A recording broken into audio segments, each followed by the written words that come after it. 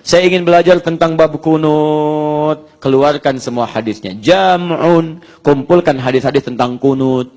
Jangan pemahaman antum dibawa memaksakan hadis antum saja. Ini tidak adil. Antum tidak kunut, yang antum bawa hadis tidak kunut saja. Lu antum tolak yang lain. Itu namanya antum paksa orang kepada pendapat antum. Yang bagus itu keluarkan semua hadisnya. Keluarkan, oh ini, Nabi kunut itu karena ada peristiwa ini. Yang dibacakan ini, sebelumnya beliau tidak kunut, dibaca ini. Setelah peristiwa berakhir, beliau menyampaikan doa kunut. Kepada siapa? Kepada Al-Hasan, ada Ibnu Umar. Bagaimana selanjutnya? Ibnu Umar meriwayatkan Nabi pernah terus kunut, sampai dengan mau wafatnya. Ada diriwayatkan dari sahabat yang lain, Nabi tidak kunut. Ada lagi sahabat mengatakan Nabi tidak pernah kunut. Lihat sikonnya, sahabat yang mengatakan Nabi tidak pernah kunut, siapa orangnya? Si fulan. Di mana dia berada? Di tempat ini. Kapan dia berada? Ketika Nabi belum mendapatkan peristiwa kunut, ya, ketika Nabi sholat di depan dia jadi imam, Nabi tidak kunut, atau setelah peristiwa kunut tapi Nabi tidak mengamalkan kunut saat jadi imam bagi dia, maka setiap dia sholat di belakang Nabi, dia tidak mendapatkan Nabi kunut. Sahabat yang lain beda, ketika ikut Nabi sholat, Nabi kunut, dia di belakang Nabi. Ketika ada setelahnya, Nabi tidak kunut, dia kunut, dibenarkan oleh Nabi. Maka ketika ada peristiwa-peristiwa semacam ini dikumpulkan oleh para ulama. Para ulama paham semua dari dulu. Setelah itu disimpulkan, kalau saya, kata Imam Abu Hanifah, saya pilih tidak kunut. Kenapa tidak kunut? Karena saya lihat Nabi sebelumnya tidak kunut. Ini hanya pada peristiwa saja. Setelah itu Nabi jarang kunut. Ini menunjukkan kunut tidak ada. Tidak perlu dipraktekkan, kecuali dalam kondisi tertentu. Tayyib. Maka Imam Syafi'i menyimpulkan, saya amalkan kunut. Di antara prinsip mazhab Syafi'i, kalau ada sandaran dalam hukum, lebih baik diamalkan. Ada pahalanya daripada enggak sama sekali. Misal, bismillah, kenapa dikencangkan, dibaca? Karena menurut Imam Syafi'i ketika dibaca ada tambahan pahala. Satu itu. Kedua, kalau dibaca kencang, yang lain dengar. Bukankah yang mendengar dapat pahala juga? Di fikih Syafi'i itu ada ketat, kadang-kadang ada detil di dalamnya. Begitu diambil, kata Imam Syafi'i, saya pilih, amalkan aja kunut. Tiap subuh, karena dalilnya ada. Termasuk Imam Malik. Imam Malik itu lahirnya di Madinah, Pak. Tumbuhnya di Madinah. Wafatnya di Madinah. Dikenal dengan Imam Madinah, Imam Darul Hijrah. Darul Hijrah. Begitu wafat, mazhabnya menyebar sekarang ke Libya, Tunisia, Maroko, Aljazair, dan sebagainya. Hati-hati, hati-hati. Ada orang-orang yang sengaja memecah belah kita, mengatakan, daripada ngambil orang Mesir, Tunis, Libya, nggak jelas, ambil orang Madinah. Manhajnya lebih jelas. Ambil Ustaz Madinah, manhajnya lebih jelas. Ustaz Madinah bagus, yang lain bagus. Tapi hati-hati, antum jangan dipecah belah seperti itu. Jangan mau. Kenapa? Karena antum ingin lihat mazhab Madinah yang sesungguhnya. Dari masa Imam Malik, prakteknya bukan di Madinah sekarang. Prakteknya ada di Libya, ada Tunisia, ada Aljazair, ada Maroko. Apakah di Madinah salah? Tidak. Karena praktek ahli Madinah itu diteruskan pada setelahnya. Ketika ada nanti mazhab Syafi'i dipakai. Tapi ada kebiasaan orang Madinah masih meneruskan Imam Malik. Contohnya apa? Tarawih. Makanya tarawih Mekah beda dengan Madinah. Silakan cek jumlah rakaatnya, bukan jumlah bacaannya. Nanti dipotong video saya. Masya Allah. Ustaz ini mengatakan video tarawih Mekah beda dengan Madinah. Nanti dipilih video baru, sampingnya lagi. Wah, ini video Mekah, ini video Madinah. Ustaz ini jangan jadi referensi. Luar biasa. Ayo tinggalkan saya, cari yang paling benar. Gak ada masalah. Saya tidak rugi kok. Saya mengajar bukan untuk mengumpulkan jamaah. Antum kalau pengen cari Ustaz lain, gak ada masalah. Rugi antum. Antum capek nyari kesalahan saya. Karena sepanjang saya manusia, pasti akan antum temukan kesalahan saya. Saya bukan malaikat dan antum bukan setan. Ya, betul. Saya tidak akan selamanya salah, dan antum tidak harus selamanya akan salah begitu. Saya tidak akan benar terus, dan antum pun jangan sampai salah terus. Karena yang salah terus itu hanya iblis, hanya setan. Jadi kalau antum salah terus dari kesalahan saya, maka antum, bukan antum, jangan simpulkan, awas hati-hati. Saya tidak mengatakan itu, jangan potong video saya ya. Hati-hati, hati-hati teman-teman sekalian. Ada hobi motong video, ada yang hobi. Baik, orang motong gaji dia motong video. Andika, alhamdulillah, si kangen, sini ya. Baik sini. Jelas ya? Jadi kembalikan ke sini, ambil kaidah kunut, lihat Imam Malik kunut. Kunutnya beda dengan Imam Syafi'i. Imam Malik mengambil riwayat yang lain sebelum ruku. Jadi begitu rakaat terakhir, kemudian bacaan waladhdallin, bacaan surah sebelum ruku, baca kunut. Kunutnya sir. Jadi kalau antum ke Libya, Tunisia, Maroko, Aljazair, bahkan nyebrang sedikit ke Eropanya, Mediterania, Italia, Prancis, Spanyol, itu mereka setelah rakaat kedua salat subuh itu tidak ruku dulu setelah baca surah. Maksudnya dia baca doa kunut dulu. Sir. Ya, panjang. Kok tuh maninah banget ya, lama. Bukan, itu kunut. Antum yang salah ngelamun, ya kan? Baik, baca. Allahumma fi man hadait, wa afina fi man atait, wa lana fi man tawallait, dan sebagainya. Itu disirkan. Setelah itu baru ruku. Imam Syafi'i memilih riwayat yang dijaharkan supaya imam bisa mengimami kepada makmumnya. Dibaca, imam mendapatkan suasananya. Makmum mendapatkan suasananya. Amin, amin, dan seterusnya. Tayyib, bacakan jahar.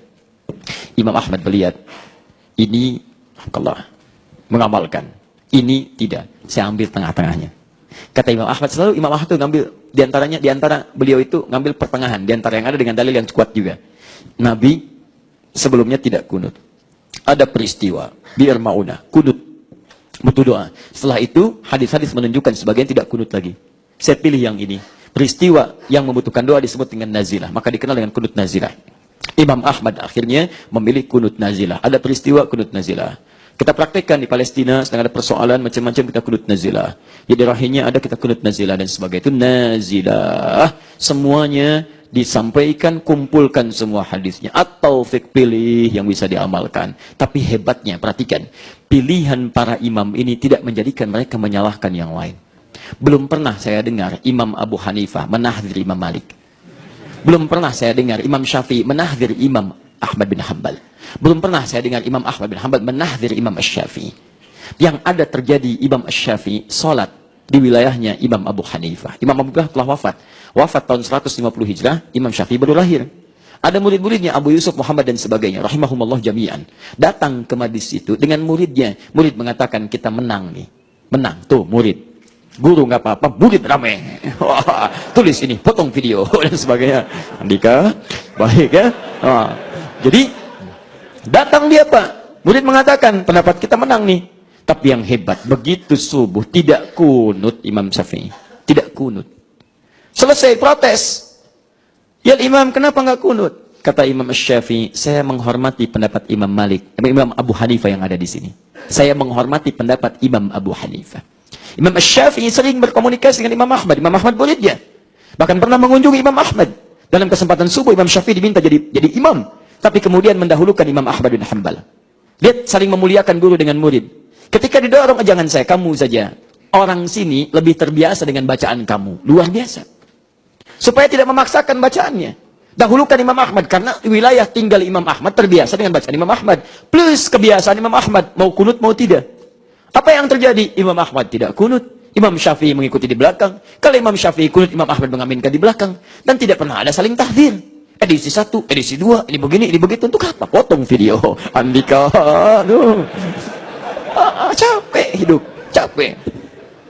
Dikunut benar. Yang tidak kunut benar. Dalilnya ada. Yang salah, yang tidak sholat subuh. Itu. Selesai masalah. Sudah, ini rumus. Jadi kalau antum dipaksa berpendapat kunut yang benar, yang lain bid'ah, hati-hati dengan orang bid'ah, Masya Allah. Akhirnya masjidnya kosong. Betul Pak, saya pernah kejadian. Saya pertama datang ke Indonesia. Saya masuk, saya sering pergi ke beberapa masjid. Saya hadir ke satu komplek, ini masjidnya. Saya datang ke komplek ini. Orang komplek keluar meninggalkan masjid ini. Aneh, nggak ada yang sholat di sini. Kenapa saya bilang nggak pada sholat di situ? Katanya Ustaz ada yang bid'ah di situ. Bid'ah apa itu? Penasaran saya ke sana. Andika, saya ke sana. Datang sini. Saya sholat subuh nggak ada apa-apa. Rupa yang disebut bid'ah kunut. La haula wala quwwata illa billah. Inna lillahi wa inna ilaihi raji'un. Bahaya kalau begini. Imam Al-Bukhari itu kunut. Imam Al-Bukhari itu meriwayatkan hadis. Bahkan hadis-hadis tentang yang tidak kunut diriwayatkan juga oleh beliau. Padahal beliau kunut. Beliau itu madhabnya Asy-Syafi'i. Hadis tentang yang tidak kunut itu diriwayatkan oleh Imam An-Nasai. Padahal Imam An-Nasai itu kunut. Anehnya, dia tidak kunut tapi mengambil hadis Imam Al-Bukhari. Yang kunut bid'ah. Imam Al-Bukhari bid'ah. Luar biasa. Tapi hadisnya antum ambil. Aneh antum. Ya, aneh. Jadi dalam hal tertentu, antum boleh tidak kunut, jangan mencela yang kunut. Yang kunut pun jangan mencela yang tidak kunut. Begitu tidak kunut, nah imam kurang pahala nih. Oh, tidak.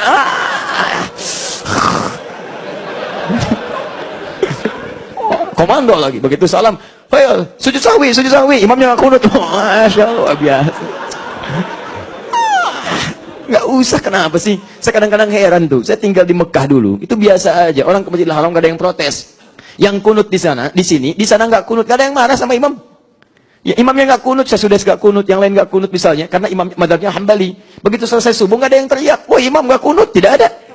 Ya mau pakai bahasa Sunda, bahasa Jepang, bahasa macam-macam nggak ada. Kenapa pulang dari sana pada ribut lagi di sini? Jelas ya? Diselesai, sudah. Beres masalah ini. Jadi paham sekarang insya Allah.